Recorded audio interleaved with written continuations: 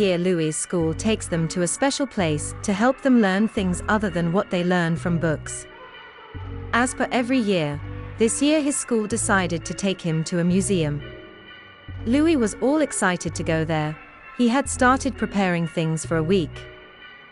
Finally, the day arrives. "Mom, did you put my camera, diary and other things in my bag that I will take with me?" Louis said. "Yes, dear, I did," Mom replied. The school bus arrived. Louis waved to his mother and left. He sat with his best friends, Emily and Sean. "It will be a good day," says Louis. "Of course, we all had planned everything," they replied. They reached the museum in an hour. They all jumped from the bus, all excited.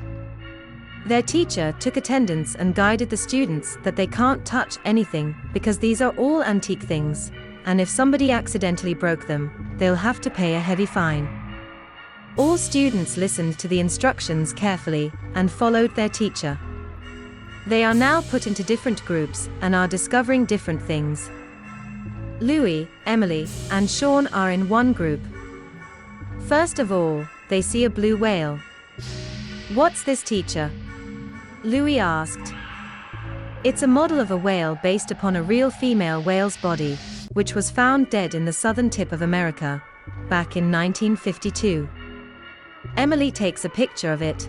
Sean writes the information his teacher told. They are the most energetic group in their class. After roaming in the museum for a while, other children get bored and think of going out to play. But these three are busy discovering things. They went to a corridor. It's all dark there. There's a board that says, "Danger.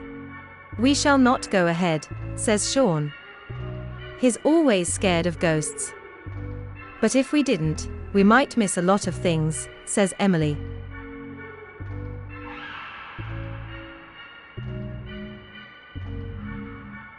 "You guys think there is something more important than our lives?" Sean screams. "Relax. Stop fighting. There will be nothing wrong at all. Let's go," says Louis. Emily and Louis convince Sean somehow. They all start moving. There comes a door, which led to the basement. Now the other two are a bit scared too. "Do we have a flashlight, guys?" Sean asks in a quavering voice. "Yes, we have, don't worry. You can hold my hand," says Louis. Emily holds his hand too. They were all equally scared now, and they went to the basement with shaking legs. They were shivering while opening the door when a lot of bats flew over their head. They all started screaming, "Help, we need help." Nobody came to save them, and the door closed behind them. Now they've no other option than explore the basement. They didn't leave each other's hands and were scared to their core. "I feel my heart will come out." "What are we doing here?" Sean cries. "We should have listened to him, Louis," says Emily. While they all were talking to each other, they hear a creak of the door. They all stare at the basement door, but it wasn't it. "Did you hear what I heard?" Louis says. "We did hear that. Now what was that?" Sean screams. "Be patient. Let's see. Maybe there's a way we can get out of this place," Emily says. They start following the voice. They end up in front of a coffin. Louis turns on his flashlight, and what they saw next was something unbelievable. There's a mummy who's half outside its coffin. Its eyes are red, and it seems to be alive.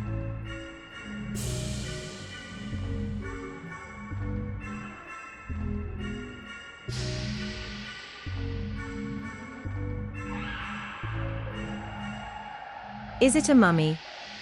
Sean asks in a grim voice. "This cannot be real," Emily cries.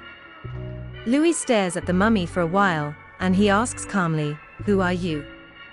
How are you alive?" The mummy looks at them for a while and says, "Don't be scared, kids. I won't harm you. I never harm anyone. I have been living here for so long now, and nobody even comes to see me. I don't know why they are all so scared of me." We all feel sorry for you, but who brought you here? Why do you live here, and why is no one allowed to come here? Louis asks. I used to be in a pyramid. I belonged to a rich family. I have a lot of jewels inside my coffin too. They brought me here to show people, but one day a thief came to steal my jewels. I tried to stop him, and now everybody thinks I'm scary and nobody likes me, the mummy explains. We can tell people outside that you are not a bad mummy. In fact, you are a good mummy, Emily says. No dear, they don't have a good heart like you. They all hate me for what I am.